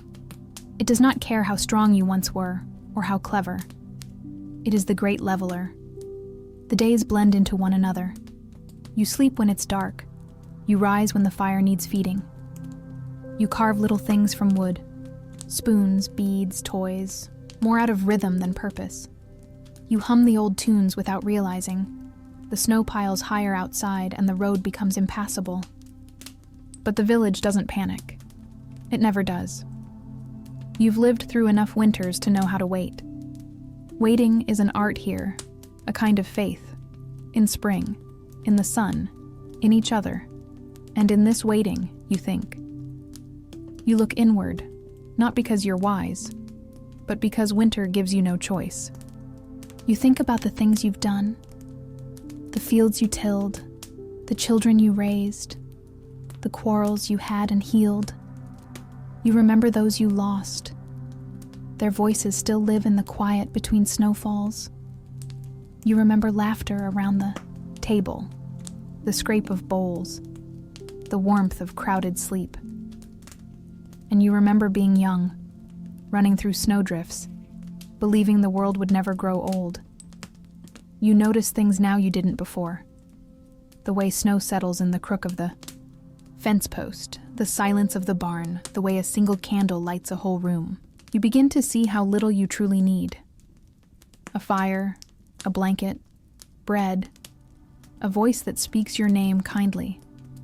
And you begin to understand what your grandfather meant when he said, "The land teaches you everything, if you let it." When spring finally comes, it's not with fanfare.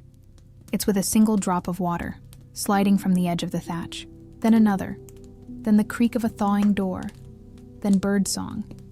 Faint, uncertain. You smile at it like an old friend. You feel no rush.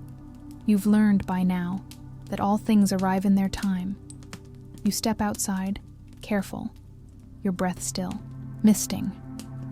The snow is retreating slowly, revealing patches of brown earth like wounds healing. Children splash through the slush, laughing, boots soaked through. The trees are bare, but no longer asleep. The village wakes, cautiously, gratefully. Life, once more, begins again. You too begin again, not with a hoe in hand, perhaps, but with a story, a lesson, a guiding word for those now where you once stood. You've become a part of the season now, as constant as the thaw, as necessary as the frost.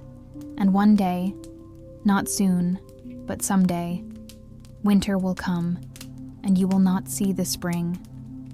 And that will be all right. Because you've left behind more than footprints in snow. You've left behind a rhythm, a whisper, a fire that will not go out. And when the snow falls on the rooftops, soft and white and full of memory, the village will remember. They always do. To grow up in a medieval village was to understand from the very beginning that food did not appear. It emerged. It was coaxed, cultivated, preserved, fought for. There were no market shelves or silver platters. no glittering displays behind. Glass. Food came from the soil, from the hoof, from the hedge. And it did not always come easily. You learned this young, in the rumble of your belly when spring was late, in the way your mother stared at the cupboard longer than usual, in the prayers muttered over a bowl of stew stretched too thin. Hunger was not a monster that appeared, in famine alone. It walked among you daily, often as a quiet companion. The land was everything. Before you were old enough to spell your own name, you were taught how to carry water to the cabbages, how to snap off a slug with your fingers, how to pat the dirt gently after dropping in the seed. The garden behind your cottage, a patch no larger than a room, was both sanctuary and battlefield. There, you learned patience. You learned humility. You learned that too much sun or too much rain could unmake weeks of care. But when the peas came in sweet and green, when the turnips fattened under the frost, when the onion strings dried without rot, you felt a joy that modern feasts cannot touch. There were fields beyond the garden, of course. Great strips of open land worked by the village together. The open field system, your elders called it. Each family had their share, a long, narrow patch.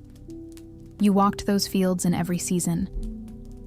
In spring, they turned black and muddy beneath your boots, the air filled with the groan of plows, the creak of ox yokes, and the calls of children scaring off crows.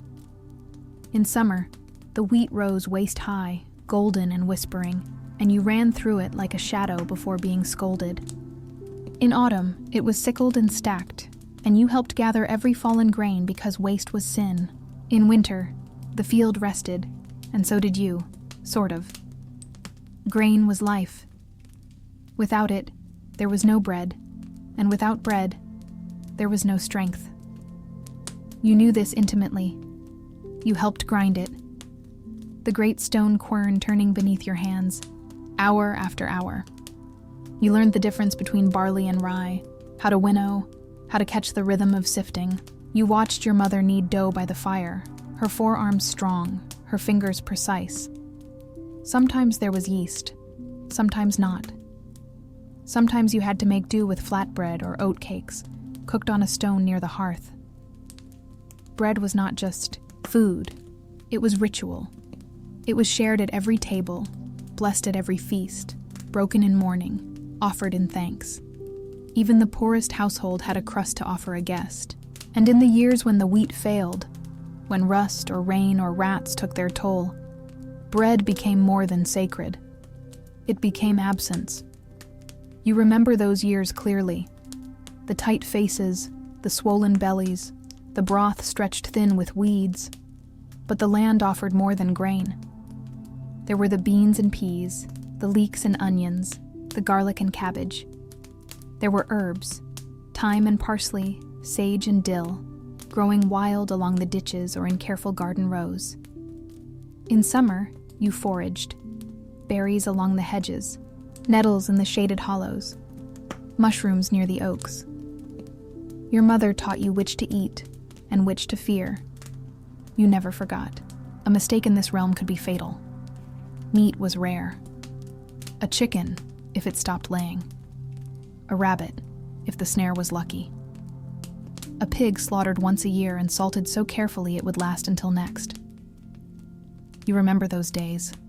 The boiling, the smoking, the careful packing in barrels. No part was wasted. The blood became pudding. The fat was rendered for soap and candles. The hooves were cleaned and boiled to gel. Meat was not dinner. It was survival. Carefully rationed, deeply honored. Fish, too, came now and then.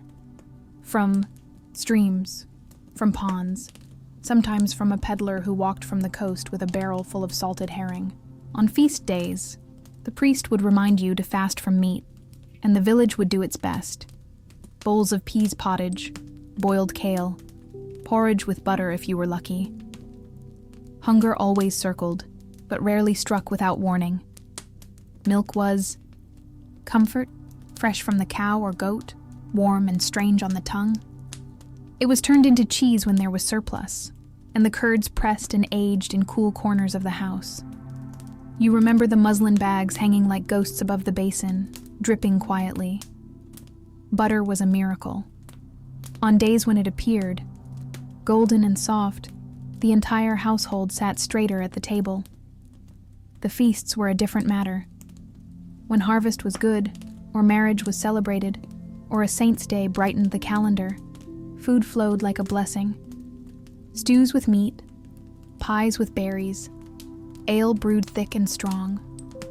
You danced in the green, your belly full, the stars bright. Those nights didn't come often, but when they did, they reminded you why you worked, why you waited. They reminded you what community tasted like. Salt and laughter and the sweetness of enough. As you grew, you learned not only to eat, but to feed. To bake, to salt, to preserve. You helped dry apples, string beans, pickle turnips. You smoked fish over alder wood. You stored grain in layered sacks. You buried roots in straw-lined pits. Every task a hedge against hunger. Every jar and barrel a promise to the future. You learned the rhythm. When to sow, when to reap, when to wait. And in learning it, you became part of something larger than appetite. You became part of the land's story. And one day, you stood at the head of the table. Not as a child, not as a helper, but as the one who served. The one who carved the bread. The one who remembered how little was once enough. You looked at your family, your neighbors, the candlelight flickering over steaming bowls, and you felt something deeper than satisfaction. You felt gratitude, not just for the food, but for the earth, for the sun and the frost, for the hands that helped you plant. For the children who will learn, as you once did, to turn hunger into patience, and patience into nourishment. In the village, food was never just food. It was memory. It was survival. It was love, made visible. There was a time each day, especially in the colder months, when the work slowed, the tools rested, and the fire took center stage. In those hours between supper and sleep, after the final embers of labor had cooled, the heart of the village came alive again, not in toil or trade, but in voice. It was then that the songs returned, that the stories stirred, that memory itself took shape in the flickering glow of firelight. To grow up in a medieval village was not only to inherit land or trade, it was to inherit the telling, the song, the tale. The memory passed not on paper, but across lips, from one breath to another. You learned to sit still, legs crossed by the hearth, as your elders told the old stories. Not all at once, not like a sermon, but in pieces. A beginning, here, a middle tomorrow, the end only when the mood allowed. These stories lived inside people. Your grandmother carried the tale of the white fox that guarded lost children in the woods. Your neighbor knew the song of the miller who danced with the devil on Midsummer's Eve. The Reeve's wife told of the woman who spun straw into gold but wept every time she touched a coin. No one claimed to own these stories. They were communal, like bread, like weather. You heard them so often that they lived in you before you even knew the words. You mouthed them with your eyes closed. You whispered their endings to your siblings. You added details sometimes, made up scenes when you were alone in the woods. And somehow, the stories did not break under your additions. They bent like branches. They grew. The best storytellers did not need props. A bent finger was a sword. A pause was thunder. A sharp intake of breath was the scream of a ghost. The room leaned in when they spoke, and you too found yourself leaning, heart thudding as you waited for the twist, the revelation, the moment when all the pieces clicked into place. You forgot the cold. You forgot the hunger. You forgot your own name. You became the knight in the swamp, the crow with the stolen ring, the child lost in the fog who heard a bell no one else could hear. Songs were different, but just as sacred. They lived not in silence, but in motion. They were carried on the wind between thatched homes. You learned lullabies before you spoke, rhythmic chants for planting, mourning songs sung low at gravesides, drinking songs that tumbled out of the tavern like drunk geese, hymns that echoed inside the church walls, thick with incense. You sang while working, you sang while walking, you sang to the sheep, to the rain, to the saints. And each song was a container, holding not only melody, but meaning. You could track a family by the songs they knew. One household had a haunting tune sung only during eclipses.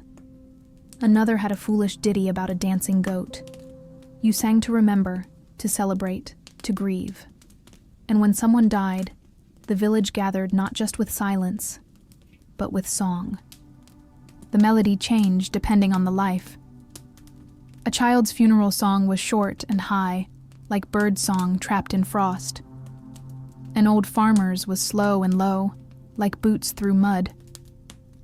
But it was around the hearth that the magic happened, where songs and stories met. Where the youngest leaned against the legs of the oldest and felt time melt. You remember your father's voice, rough from work, as he sang the storm song, the one meant to keep lightning from striking the barn. You remember your aunt telling the tale of the woman who braided night into her hair and could not sleep. You remember the time you dared to tell a story of your own, and the silence that followed. Not cold, not cruel, listening. And when the laughter came, or the nods, or the quiet again, you felt something shift inside you. You had joined the chain. And that chain was not short. It stretched back beyond the memory of anyone alive. You heard it in the way names were remembered, the way local ghosts had origin stories, the way certain trees were never touched because of what once happened there.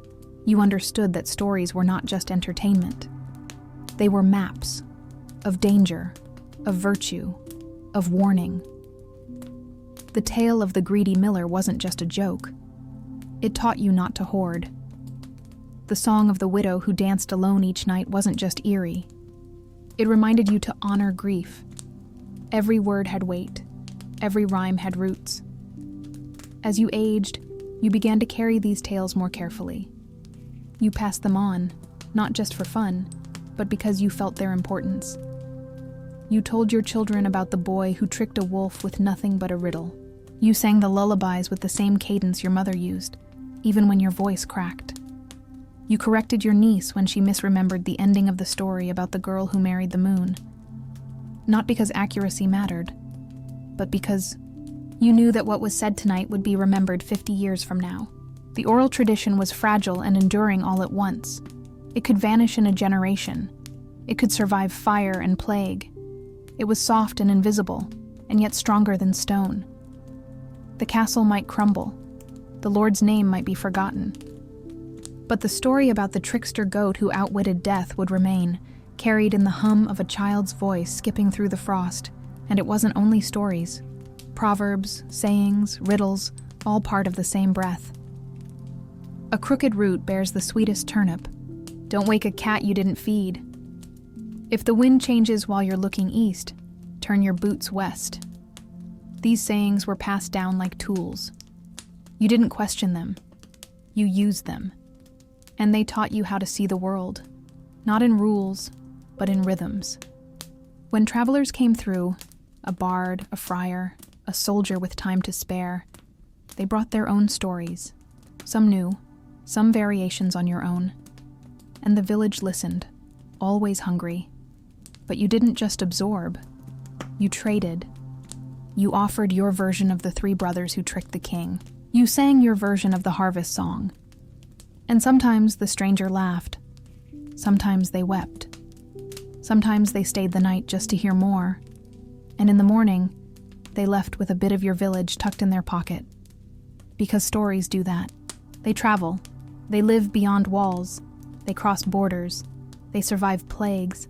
They comfort the dying. They teach the young. They remember the forgotten. And when your body grows too old to kneel in the garden, too slow to stir the pot, too weak to walk the road, you will still have your voice. Your mind may be fading, will still cradle 100 stories. And if you are lucky, there will be a small face looking up at you, eyes wide in the firelight, whispering, "Tell me the one about the fox." And you will begin again, as your mother did, as her mother did, as the village always has, because this, the telling, is how the village never dies. In a world where roofs were made of straw and walls of mud and timber, it was not strength that held the village together, not stone nor steel, but people. Not their rank, not their wealth, but their nearness. Their willingness to show up in silence. To step in when needed. To bind themselves in a million invisible threads. Threads of affection, of duty, of long familiarity. To grow up in a medieval village was to be woven into this fabric, slowly, tenderly.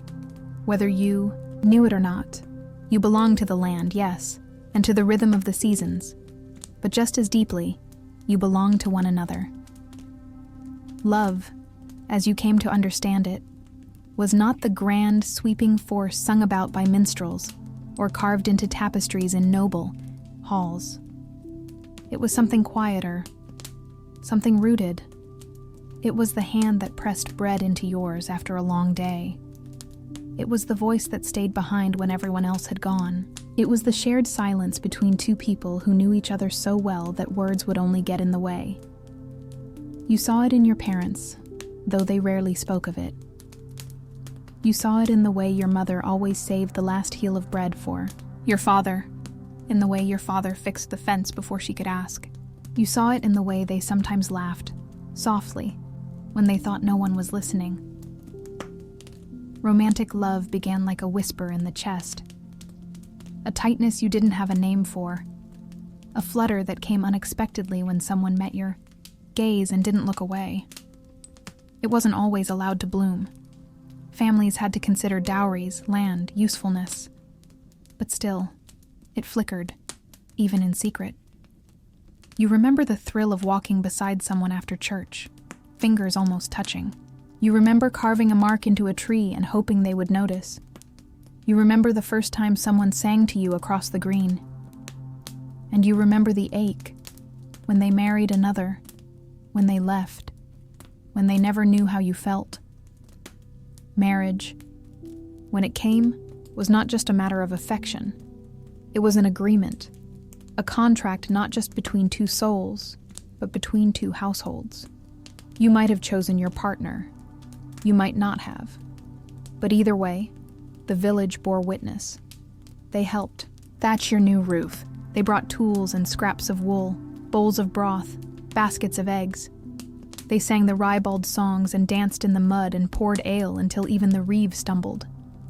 They watched your union not as spectators, but as participants, because your love would shape the future of their village too. Children followed, sometimes quickly, sometimes not.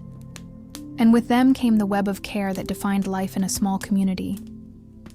Your child was not yours alone. A dozen eyes watched them. A dozen hands fed them. If your back ached, another mother nursed them. If your father died, a neighbor taught them how to sharpen a blade. You were never alone in parenthood, for better or worse. And you returned the favor. You taught someone else's boy how to fish. You helped mend a roof so a widow's baby could sleep dry. You stepped in without being asked. Friendship, too, bloomed in strange places, not just among children, but among old women trading gossip over the well, among men who worked side by side in silence and only ever spoke once the job was done.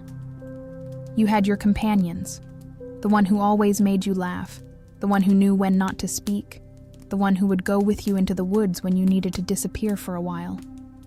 Some friendships lasted a season, some a lifetime. They were not adorned with gifts or ceremonies. They were marked by presence. By the way someone remembered your brother's name. By the way someone stood by you at a burial without a word. Even strangers could find welcome. A traveler who stayed too long became someone you quietly worried over. A healer passing through might leave behind not just medicine, but memory. A peddler who came every year became a thread in the village's fabric. their absence felt if they missed a season. The boundaries between ours and not ours were sometimes fluid, sometimes guarded, but always watched closely. And when someone died, truly died, not just passed from the earth but from memory, it was felt like a tear in cloth. Their cottage would seem too quiet, their chair too empty. The songs they sang would drift differently, like a melody missing a note, and the village would gather and remember. They would tell stories, not out of obligation, but out of a deep need to preserve the thread. He once carried me across a flooded stream. She gave me a salve when I was burned. He could recite all of Psalm 23 without looking at the book. These memories were the funeral. They were the monument. There were no grand stones, just voices, passing the soul forward. There were arguments, of course, tensions, fights over fences, over sheep, over who said what at the wrong moment. But even these conflicts proved the strength of the web, for eventually, forgiveness would come. Or if not forgiveness, then at least coexistence, because no one could afford to stay at odds for long. You needed one another. The land didn't care about grudges, and through all this, the weddings, the weeping, the births, the betrayals, the village held. It changed shape. It shifted. But it held. Because the people held each other, in laughter, in silence, in need, in habit. You lived in a world where roads turned to rivers in winter, where war could arrive unannounced, where hunger was never far, and still, you loved. Still, you clung to one another. Still, you found joy in a bowl of stew passed from hand to hand. Still, you chose to remain. And when you look back, from wherever you sit now, old and quiet or far away, what you remember, most is not the work, not the weather, not even the pain. You remember the people, the way they held you without asking why. That was the village's secret, not its rituals, not its tools, not even its stories, but its heart, woven from people, stitched into one another with 1,000 quiet acts of love. To grow up in a medieval village was to grow up at the edge of the known world. The village itself, its paths, its cottages, its plowed fields. These were familiar. They were safe. You knew where the mud was deepest after rain, which door creaked when the wind changed, which fence slat had a loose nail that could catch your sleeve. But beyond the last row of barley, past the brambles and the hedge that leaned too far west, there began another world entirely. The wild. The forest. And though it was never far, it may as well have been a different country. As a child, the forest was both a wonder and a warning. It began like a shadow behind the village, always looming, always whispering. The adults spoke of it in hushed tones, not with panic, but with a deep practical respect. The woods held wood, yes. They held berries and rabbits, and sometimes mushrooms if you knew where to look. But they also held danger. Wolves, thieves, spirits, things with names you weren't meant to say after dark. You were taught early not to stray far. Not because your parents didn't trust you, but because they didn't trust the forest. Still, you went. You always did. At first with your father, to gather fallen branches. Then with your mother, to hunt for herbs. Then, older still, with friends, daring one another to go farther, to climb a ridge no one dared climb, to sleep just one night beneath the canopy and listen. The forest had its own sounds, not the familiar cluck of chickens or murmur of streams, but the deep creak of wind through ancient trees, the rustle of unseen creatures, the sudden crack of something too large to be a fox. Every footstep there felt different, as though the earth itself was listening. The animals were different too. In the village, beasts served you. the ox, the sheep, the hen. But in the woods, the creatures watched you with their own laws. The deer stared without fear, eyes unreadable. The boar could kill you if startled. The owls called to one another as though you weren't even there. You learned not to assume you were the center of the world. In the woods, you were just another, breath in the trees. But for all its danger, the forest gave. It gave fuel for fire. It gave wild apples in late summer. It gave flowers your mother used in salves. It gave quiet. It gave solitude. And for some, it gave freedom. You remember the old widow who walked there barefoot at dawn, the young man who disappeared for days and returned with his eyes shining, the stories of outlaws who hid there, criminals, yes, but also legends.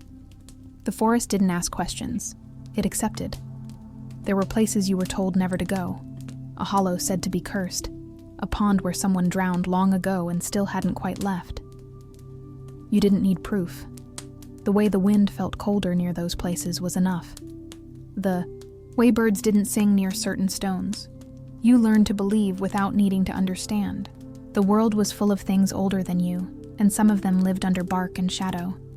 The village marked the year by saints and harvests. The forest marked it by silence and bloom. In spring, the floor burst into color. Bluebells, violets, small white stars whose names no one knew. In summer, the underbrush thickened and the air buzzed. In autumn, the canopy turned to fire, and the forest smelled of earth and smoke and endings. And in winter, it went still, utterly still, save for the crack of ice and the quiet groan of trunks under frost. You watched the seasons change in the woods as though watching a god breathe. Some days, when you had grown older and the village felt too loud, too small, you went there not to work or to gather, but just to be. You found your spot, a stump or a stone, a bend in the stream where the moss grew thick. You sat there. You listened. You thought. Or didn't. And when you returned, hours later, there was dirt on your hands, leaves in your hair, and something in your chest that hadn't been there before. Calm, distance, clarity. The forest changed you, and it changed the village too, in quiet ways. The line between the cultivated and the wild was never sharp. Roots grew under fences. Ivy crept across rooftops. Birds from the forest nested in the thatch. The wild was not over there. It was always trying to return. And deep down, some part of you wanted it to. Even now, old as you are, you remember the smell of pine sap, the sting of nettles on your ankles, the sound of your own breath misting in the cold beneath towering trees. You remember feeling small and alive and unimportant in a way that made everything feel real. The forest watched you grow. It saw your first fear. It saw your first kiss. It saw the day you swore to leave and the day you chose to stay. And it remembers, even if no one else does. Because long after the village changes, long after your cottage falls and your name is lost to time, the forest will still stand, quiet, patient, waiting. And if someone dares to step into it, years from now, barefoot and brave, they might feel you there, just a little, in the hush, in the wind, in the rustle of leaves, because the forest does not forget, and neither do you. In the world of the medieval village, time did not pass in hours or minutes, but in motions. The scrape of iron against wood, the churn of butter, the slow grind of the quernstone. To grow up there was to learn how things were done, not through words, but through repetition. Your body remembered before your mind did, and in that memory, passed from hand to hand and season to season, lay the village's true knowledge, held not in books, but in tools. Tools were not possessions. They were extensions, a part of your family's identity. Your father's scythe, with its curved blade and worn handle, fit his hand perfectly because it had shaped itself to his grip over time. And before that, to his father's. The loom, in your mother's corner, creaking and humming, was older than your own birth. Each spool and shuttle worn down with love, repair, and the rhythm of patience. They were not replaced unless they broke. Even then they were mourned, reused, reforged. Nothing was wasted. Nothing was forgotten. You remember your first task clearly. Maybe it was fetching water from the well. Maybe it was turning the spit over the fire. Maybe it was holding the candle steady while your brother carved a new latch. Whatever it was, it marked you, made you part of the household. Not just a mouth to feed, but a helper, a keeper of rhythm. The quern was one of the first tools you truly learned. A low, heavy grinding stone turned by hand to mill grain into flour. It was slow work, demanding, but rhythmic. You sat for hours turning the top stone against the bottom, watching the meal spill from the edge. Your wrists ached, your arms burned. But there was something meditative in it. The circle, the dust, the soft scent of barley or rye ground fresh. And when the bread rose from the ashes, steaming and brown, you could say, quietly, that you had helped create it. There were other tools, simple, precise. The sickle for cutting grain, the spade for turning earth, the wooden rake for pulling straw into neat piles. You learned how to keep them sharp with whetstones, how to clean them, how to oil the wood so it would not crack in winter. You didn't own many things, but what you had, you respected. A dull blade meant hunger. A broken handle meant wasted time. You watched your elders work, mimicked them until the motion became natural. Your uncle's way of tying bundles with a twist of wrist. The exact angle your aunt used to slide a loaf into the oven without burning the crust. No one wrote these things down. They were not told as lessons. They were shown. And if you paid attention, if you were quiet and careful, you learned. Daily life was full of these tools. Not machines, but companions. The yoke used to carry buckets. The spinning wheel that turned wool into thread, one steady foot pump at a time. The large, wooden trough where dough was kneaded and salted. The metal skewers kept by the hearth for roasting root vegetables. Every object had a place. Every object had a reason. There were seasonal tools, too. In the spring, pruning knives for the orchard. In summer, the pitchfork and scythe. In autumn, baskets lined with linen to catch falling nuts. Heavy sacks, too. Carry grain. In winter, the fire irons, the barrel tapper, the sled used to haul wood through snow. You carried these tools as you grew. They grew heavier in your hands as your muscles lengthened, and slowly, they began to fit. The hammer felt right, the ladle balanced perfectly. You did not think about it anymore. You just did. Your work became part of the song of the village, a rhythm that hummed in the background of every day. Chores were not glamorous. They were constant. Fetching water, feeding animals, gathering kindling. But they gave shape to your time, and in that shape, you found meaning. You learned when to work fast and when to take your time. You learned that waiting was part of labor, waiting for dough to rise, for the weather to clear, for the fire to catch. And in all of it, there was movement.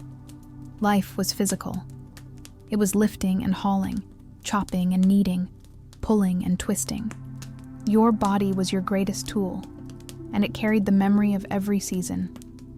The ache in your shoulders told you when to rest. The calluses on your palms showed your worth. You were not measured in titles, but in endurance. Rest came in brief, moments, leaning on a shovel, sitting beneath the eaves during rain, pausing to listen to the wind through the leaves. And when you did rest, it felt earned. Not like reward, but like return.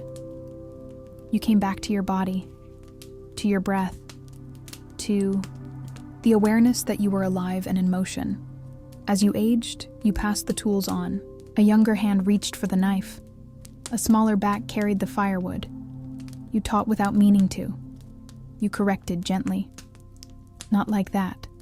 Like this. And in doing so, you became a link in the chain. Not just a worker, but a keeper of memory. And when, one day, your grip faltered, and the tool slipped, and you laughed at the clumsiness that age brings, someone was there to catch it. To carry it forward. Because in the village, tools were not just objects. They were stories. They were roles. They were pieces of you, passed on. And in every shaped handle, every sharpened blade, every groove smoothed by 1,000 fingers, you were still there. In your younger days, there were moments when you imagined leaving. Not out of anger, not even out of discontent, but because the horizon always seemed to whisper something the village never said aloud. You wondered what lay beyond the last field, beyond the forest line, beyond the distant ridge where the sun dipped each night. You dreamed, as many did, of roads unwalked, of cities with tall towers and strangers who spoke in riddles and gold. You dreamed not to escape the village, but to see something else, something more. A place where no one knew your name, where the air smelled of foreign spice and the bells rang differently. But life, in its way, held you fast. A sick parent. A good harvest. A love found in the low flicker of firelight. The birth of a child. A promise. You did not go. Or if you did, you returned, changed, but not lost. Because what you came to understand, slowly, in the years marked not by calendars but by hands and fields and faces, was that wonder didn't live only at a distance. It lived in the shape of your child's fingers, in the warmth of bread you made with your own, in the sudden silence of snowfall that turned the world silver and still. The extraordinary was stitched into the everyday, and you began to see it, and so you stayed. You stayed through the good years, when the harvest was high and the children grew strong, when laughter spilled from every doorway and the chapel was full with thanks. You stayed through the lean years, when the rains came too early, or not at all, when the nights were too long and food too short. You stayed when your parents passed, and your children grew, and your hair turned silver, and your bones ached in the morning more than they did the night before, and the village stayed with you. Its paths became part of your steps, its trees, part of your sky, its people, flawed, kind, stubborn, forgiving, became your story. You did not carve your name in stone. You did not write books or sing songs that reached far shores, but you were known. You were needed. You were loved. You watched others leave. Some returned. Some didn't.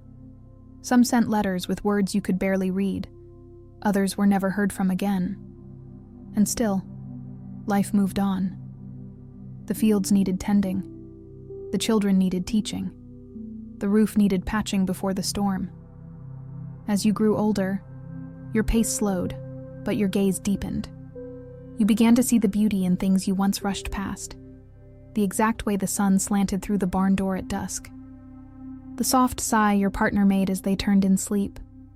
The pattern of moss on the north side of the well. You found joy in the ordinary, not because you had no choice, but because you finally understood that it was never ordinary at all. You listened more, spoke less. The younger ones came to you with questions about planting, about pain, about life. And you did not always have answers, but you had stories. You had your hands, still skilled even in age. You had your presence, steady as the stone steps leading to the chapel. And sometimes, when the days were clear and the wind was warm, you walked to the edge of the village, to the same ridge where you once dreamed of leaving.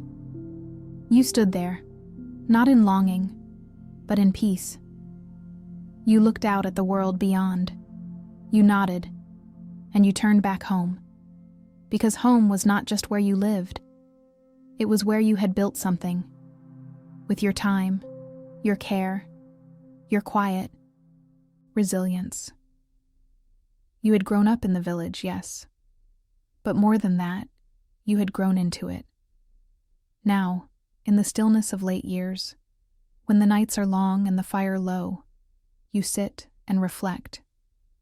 You think of the children you raised, now raising their own. Of the fields you tended, now golden with new wheat. Of the tools you passed on, the stories you told, the songs that still echo when the work is done. You do not feel forgotten. You feel folded into the land, like the stones in the foundation of every house. Unseen, but holding everything steady. And when your final breath comes, not with fanfare, but gently, like a candle going out, the village will not grieve as if you are gone. It will remember. It will say your name beneath the stars. It will sing your songs. It will tell your stories. It will plant the seeds you once held. Because growing up in a medieval village was never just about becoming older. It was about becoming part of something larger than yourself. Something circular, sacred, living. And now, even in your rest, you are still there.